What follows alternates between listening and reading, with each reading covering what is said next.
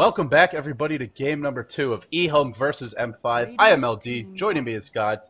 Game number 1, M5 got a great lineup. A lot of heroes they like to run. They ran an offensive tri-lane, godz, and it's very dangerous, especially against a team like EHOME. They had a lot of counter initiation. They punished early. Then M5 struck back, really seized the initiative, and felt like they had a lead, but Clink's Invoker getting caught out just a few too many times. In the end, EHOME take that game 1. Here we are in game 2. And godz, what do you expect to see? Well, I thought maybe Invoker deserved a ban versus M5, and to me this is very smart. It's one of M5's very best heroes, and whenever I watch M5, I feel they win if they get their heroes, and if they don't, then they struggle a bit. There's still a lot of options for them, of course, but I like this Invoker ban. Yeah, we'll see EHOME first picking the Naga Siren, and this is a hero they've used on a couple different occasions.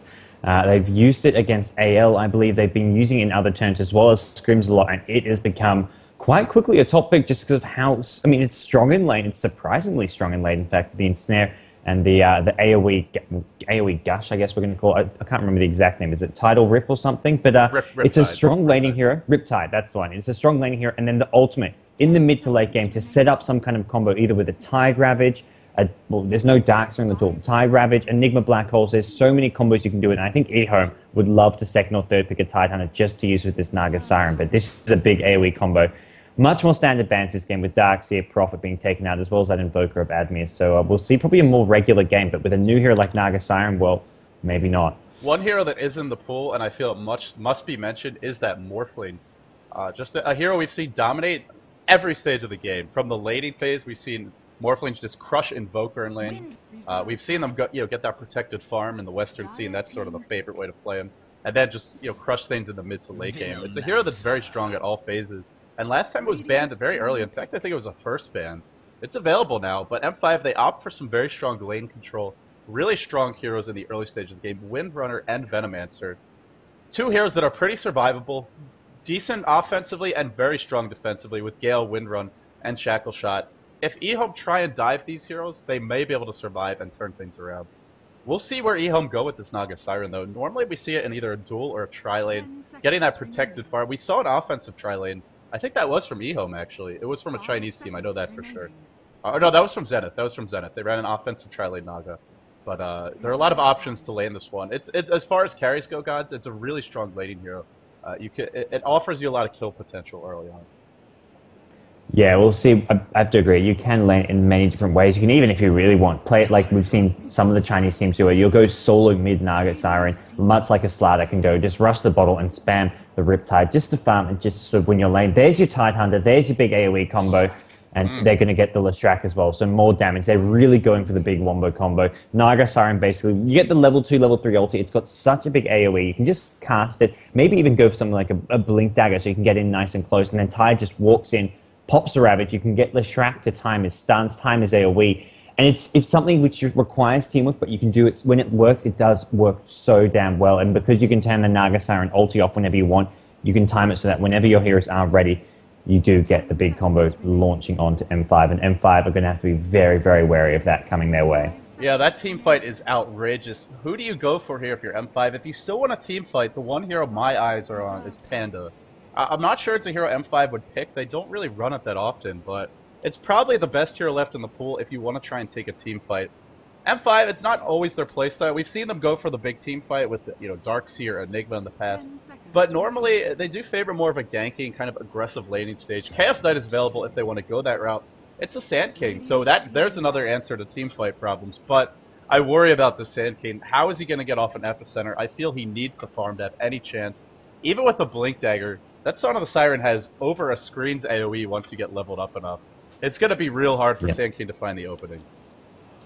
Oh, no, absolutely. This is not going to be a very Sand King friendly game, and I think they just want to pick this just to have some strong lanes. I mean, Sand King with the ability to stun those multiple heroes. I think M5 are going to be looking to go for another aggressive tri-lane, or at least sort of separate tri-lane versus tri-lane.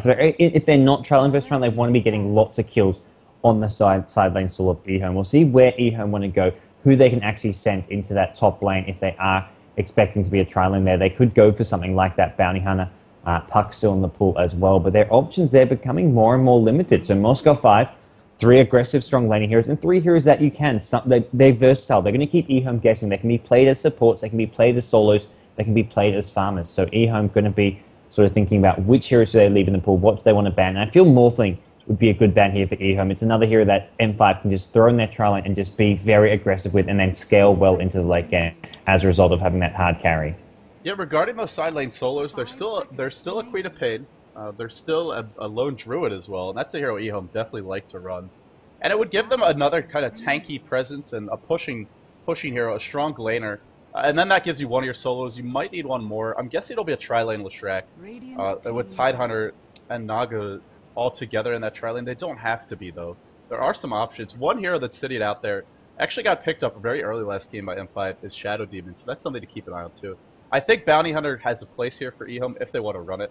This is a team for EHOME that need a lot of gold, especially the Leshrac, as well as the Naga Siren. You really want to get up some items on those. And then Bounty Hunter will give you that option, as well as the Chase Power, which will also be essential versus Burrow Strike versus Windrun. So I like Bounty Hunter here. I think Low Druid is an option as well. And Morphling doesn't get banned. In fact, it's a Chen instead. Wow, Chen getting 5th ban. I mean, that just goes to show you how many other powerful heroes there are in the pool. Enchantress still available, but just not the same in terms of that defensive capability. And I like the Chen ban here especially because as you look towards M5, if EHOME can survive, or if EHOME initiate, they want to get that burst kill with the Song of the Siren, the Ravage, Leshrac's AoE. Yeah. If M5 can tank that up and turn things around, it could be tough for EHOME. Yeah, and I definitely agree. And I like that M5 have actually banned out the Lone Druid. I mean, like you say, it's one of the few side lane swords left in the game. And Moscow 5 just want to force EHOME into picking something which is going to be weak in lane, and that Moscow 5 can punch. A hero like Lone Druid can pull the creep wave so easily to tower and can always get farm and XP relatively safely. So Moscow 5 don't want to have to go up against it. So I like that they're banning it out. We may see another sort of strong side lane solo, or even sort of a hero like the Shadow Demon. Those strong defensive heroes being banned out. Even an Earthshaker ban here I feel wouldn't be bad. They could easily play Tide as a farmer. I mean, solo mid Tide has been done quite a bit by these Chinese teams, and they can go for the ES Leshrac. ES a great defensive hero to have against those strong lanes. We saw it last game. Did Moscow 5 not ban anything with their last ban? They didn't. Maybe there was red on and a Pudge reply. Okay, well, yeah. First, I was actually thinking towards Rubik. It's a hero that we've seen EHOME go run, and I think he'll be the solo mid here. You mentioned Tide confirmed that as well. Yeah. Although Tide against Pudge is a pretty good matchup. I mean, we'll have to see where they want to lane this Pudge. That is the thing about Pudge. I mean, he always makes for exciting games. Even if Pudge is not hitting his hooks, maybe Rubik will be. So there's that double potential for some fun hooks. But Pudge is a very weak laning hero, so I'm curious, where are they going to put him into the lane? If he's 1v1 against Tide, he'll probably be okay. Maybe the Naga Siren, but if there's any kind of a dual lane, he's really going to have a hard time. Well, M5 taking a page from Na'Vi, thinking that Pudge is maybe EHOME's kryptonite, maybe their one weakness. The hero that Dendy has used on numerous occasions, well, but didn't work out in the international. That was the one game EHOME did take off Na'Vi, but back at ESWC, Dendy's Pudge absolutely tearing apart EHOME. So Moscow 5 thinking maybe they can do it too. Who is actually going to be playing the Pudge? I feel like it may be Admir on the Pudge, unless it's PGG, but I feel it could be Admir. Uh-oh. It's a Queen of Pain now, and look at the setup they have for this Queen of Pain. Ravage, Song of the Siren, so many ways for that Scream as well as the Sonic Wave to hit everything, and, well, gods, I did not see this one coming. It's a Warlock for M5. No real late game here to speak of. A Warlock, a hero that needs level 6 pretty badly. I mean, he's strong in lane, he's got some good... he's got good base damage, he's got good harassment, but he's a hero you pick for the ultimate, and the Fatal Bonds. You pick it for that big AoE combo. You're not picking him for his laning phase, because if you want that, there are other heroes that offer you more before level 6. Wow. All I could say is wow. I mean, really, Warlock Pudge. I never thought I'd see this from M5. How do you lane this if you're M5? What is going through PGG's brain right now? Is it just a lot of vodka, or is this something truly ingenious? It's hard to say. Okay, let's try and figure out how EHOME are going to lane this. I think it'll be a solo Quap, a solo Rubik.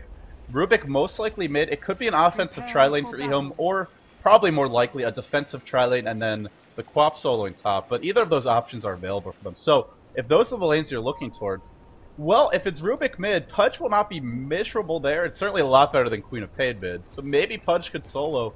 Yeah, I just don't know for M5. I mean, my main question is, where do you put the Pudge? And in fact, it looks like it will be top. And let's introduce the players while we have a moment here. Blood Angel going to be playing that Pudge, so that's the answer. There's your answer. It will be Blood Angel. PGG on the support Warlock going towards the bottom lane. Looks like he may be just warding for Admir, or maybe... No, he's going to rotate back towards mid. Admir playing that Windrunner. Looks like it will be soloing bottom. Inmate on the Venomancer. And Silent going to be playing a farming Sand King. Either a dual lane mid or maybe soloing. Yeah, we'll see how they want to do this. EHOME, otherwise, we have seen them on the Radiant side. We've got lanm playing the carry hero, the Naga Siren. The great setup for this AoE combo. We've got PCT, Perfect Cat on the Titan. We've got MMY, X, Die. The Stormtrooper from last game actually playing a support Rubik. It's going to be King J, I'm sorry, QQQ on the solo mid Queen of Pain, and King J soloing the bottom lane as a Leshrac. So, Leshrac not as the support. PGG, don't go there. It's Riptide at level 1, so he should be okay. And in fact, Lamb, oh, the Gale missing everything. Disastrous for initiation here for M5 and Burrow Strike on 2. That might keep him alive. One more right click. No, the salve. Inmate will survive. DD even picked up by Silent, and now a big turnaround opportunity here. Gale cooling down in 8 seconds, but there you go, the Riptide, so spammable. First blood picked up, another blink in, right off the bat. M5 being absolutely routed, 2 heroes dead, a salve forced as well. 500 gold lost for them. Well, they don't lose that gold because they already spent most of theirs, but a bunch of gold into the pockets of EHOME. And if you want to run an offensive tri-lane, you can't ask for a better start than that. That was absolutely fantastic, and that I like. I mean, you can say, "Oh, why didn't Nagastar get in snare?" But that Riptide at level 1, the minus armor, 130 damage. That's a really strong spell to have at level 1, and as long as you can get close enough, and with a gush, as well as the Rubik as well with the nuke. Well, Rubik hasn't gone telekinesis. They're going to be continuing being aggressive at top lane. The Riptide just tearing them apart. PGG went for level 1 Fatal Bonds, but it's going to do a bit of damage. It's going to sort of chip away at them, but I don't feel that they're going to be able to do enough damage to actually get heroes. It's going to be the minus armor strategy over on EHOME that's going to be doing the real damage. Well, unfortunately for Naga, she didn't get any of those kills. Still, the regen, or maybe she got 1. No, she didn't get any, just 2 assists. So Lamb is not actually going to have a quick run of health or any sort of HP regen, but the regen from his team can be used to help keep him up healthy. In the middle lane, it's QQQ up against Inmate, and well, Gale to start, as well as Burrow Strike. QQQ has the blink, trying to get a blink up to the high ground. Might actually, no, he should just live, but dropping very low. As far as good matchups go versus the Queen of Pain, I think this dual lane can kill her. They will need level 3, probably on the Sand King for that burst and Burrow Strike, as well as a point in Poison Sting. Inmate went for the wards. That's a little surprising. I think actually with Poison Sting they would have gotten the kill there. Yeah, no, I think Poison Sting would have been a bit more of an aggressive build, but I think maybe they're just having Sand King at the early farm, and then they're going to let Veno take over the mid lane and just use sort of the max out Plague Wards. But you can still get those by level 7, even with a point in Poison Sting, so I definitely agree it would have been a slightly better option. But Sand King, he's got his bottle now, he's got his level 3, and they can look to be more aggressive on this Queen and Pain at mid. Top lane, though, I feel this Pudge is just not going to be able to get into the game. It's just so hard to get any farm, any XP, and there's not really any openings to actually go for a hook and get some kills. You're just going to be hooking in EHOME to help EHOME get some more kills. It's the laning for the Pudge. That's the weakness of the hero. He's not a strong laning hero. Normally you want to pick a lot of heroes that can complement him well, that can dominate solo lanes. We've even seen Navi, they'll run a jungler to try and set up the Pudge early on, something like a Chen. And then having a really strong support, maybe a Crystal Maiden to initiate. But the lane here is not strong. I mean, Warlock, Fatal Bond, Saras, it's nice, but like you said, they're unlikely to get kills off of that. Oh, bottom lane, Admir going toe-to-toe here with King J, and actually taking a lot of damage for Edict. The Gale misses. Oh no, the power shot will get the kill though. Inmate just not connecting on these Gales. Meanwhile, up top, net onto Blood Angel. Blood Angel caught out. No heal actually picked up yet. PGG still level 1, and Blood Angel will take a fall. Hook, a sort of defiant last stand, not going to be enough. The tri-lane working out wonderfully for EHOME here. Offensive tri-lane Naga Siren, one of the most powerful tri-lanes in the game, and it certainly didn't hurt to get a first blood and another kill off the bat for these heroes. Boots on PCT, 350 gold in the bank for Rubik, and a bunch of levels to boot. It's looking good for EHOME, especially in this lane. Yeah, I mean, we talked about last game how M5 ran the offensive trial. It's important you don't fall behind. I mean, you don't have to get heaps of kills, but you just have to stay even level or slightly ahead. And that's what EHOME are doing with their offensive trial, where M5 failed last game. So far it's looking good, and it's looking even better. PGG going to go down, so much burst damage. Another kill going their way. All EHOME really need now is a pair of arcane boots, either on the Tide or the Naga Siren, and they're going to be looking even better. Mid lane, Sand King in a lot of trouble, and this could be the end of Sand King. One more scream, he's getting away, and it looks like QQQ may have gone in too far. Blink and a couple right clicks. Has got a scream. Sand King actually looking for a stun. Great individual play there coming out of Silent, out-maneuvering QQQ on that Queen of Pain. Yeah, a little sloppy there by QQQ. Really wanted to kill off the Sand King. I mean, I feel for QQQ. He doesn't need these kills. Sure, it's great if you get them, and understandably went for it. Sankey was very, very low. But you're winning top, your bottom lane not doing too badly. King J 21 CS, I mean, in fact, he's doing great. Even though he died, he is leading the way for the entire game in terms of farm. Tie with the Naga. I feel this Queen of Pain, all you need to do for QQQ, get your levels, get up to 7, get your boots maybe, and then look to get aggressive. Down bottom though, King J, out of mana, very greedy play by him. He should take a fall here. Ward's being dropped, cannot tango through. King J absolutely screwed. No, he turns it around. The long range lightning bounce. Is he going to get a double off of this one, God? He does, and he will not live. Oh But what a play. God. Oh man, M5 are in a world of trouble now. King J just somehow managing to get a bit of extra HP, a bit of extra mana from that bottle, and then Lightning Storm. I don't even know. No stun. That was just something special. This is a Leshrac who's not even getting stunned. We almost always see at least 1 point. Man, this is innovative. He's got one in it now. Yeah. Did he just get it now at level 6? He He's did. got the He 1 did. point in sticker. Top lane, it's Blood Okay. Angel, gets netted up, hooked back in. He will go down though. PCT still alive. Has the boot, should be able to run. There's the Fatal Bonds doing a lot of damage here, but not actually killing anyone off. And MMY waiting for telekinesis. Shackle shot, not gonna latch. Oh, that tree was eaten. Otherwise it would have. And oh, another nuke. In comes KJ. There's your Queen of Pain. And down they go. M5 in an absolute disaster for them in every single lane. Inmate now, the next to fall, the net. Everybody by M5, one by one, in they come, getting picked off, getting brought down, and now Blood Angel will be the next to take a spill. Edict and Rod just bringing him down faster. It is an absolute... I mean, I'm running out of words to describe this, guys, but it's looking horrible right now. The GG at 6 minutes into the game. I mean, it's a big lead. I still feel you can come back from 3,000 gold deficit and 3,000 experience. But M5, they've had enough. 6 minutes. I mean, oh man, have we ever seen this? I think this may be a first. EHOME just turned it on, man. I don't even know what to say. I mean, that was just absolute slaughter at the top lane. They all have their arcane boots up. I mean, we talked up the Naga Siren ultimate combo, but that was just all about the aggressive trial. And the solos just absolutely outplaying Moscow 5. And EHOME are looking damn freaking scary. Wow. 6 minute GG.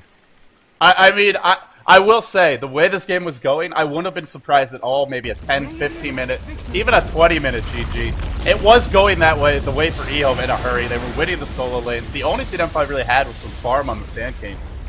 Well, M5 go for a very unusual draft, Warlock and Pudge, and we see the weakness of both of those heroes in the lane. They have a lot of potential if they get to 6 with the Warlock quickly, if the Pudge gets some levels and farm. But M5 never have a chance. EHOME crushing through them, especially in game number 2. They take the series, and well, gods, I think this is at least 2. EHOME has played all their group matches, or do they have 1 left? I think they played. EHOME are 3-0 in their group. They beat M5, they beat AL 2-0, they beat Complexity 2-1. It doesn't really matter what the score was because they're 3-0. No other team can tie with them. And they're going to go through in the first position in their group very convincingly. They didn't really struggle in any of their matches except slightly against Complexity. That was where they had that really well-played Game 3, but EHOME cruising on through. Yeah, Complexity definitely has looked the strongest up against EHOME. That Game 3, even though they were on the back foot, they still made it a hell of a game. To me, that's one of the best games of this event so far. But EHOME, I mean, another Chinese team dominating their group, 3-0 for EHOME. They will definitely be advancing to that playoff, that main playoff bracket. That's going to do it for this match, guys. Thank you all for tuning in. We'll be coming back to you in just, let's see, how long do we have? Actually, we have a bit of a delay here. We'll see if that other game starts sooner, but if it doesn't, it will be in about an hour and 15 minutes. That'll be M5 versus Complexity, scheduled for 21 CEST. So if you want to check out M5's final group stage match, a West versus West matchup, M5 versus Complexity. Although I guess M5's kind of debatably in the East, as they are over on the Russia side of the world. Either way, that one's coming your way at 21 CEST. So if you want to see that, don't go anywhere. Hour and 15 minutes to go for that. Thanks all for tuning in. I am LD. Joining me was godz. For now, this is LD and godz signing off.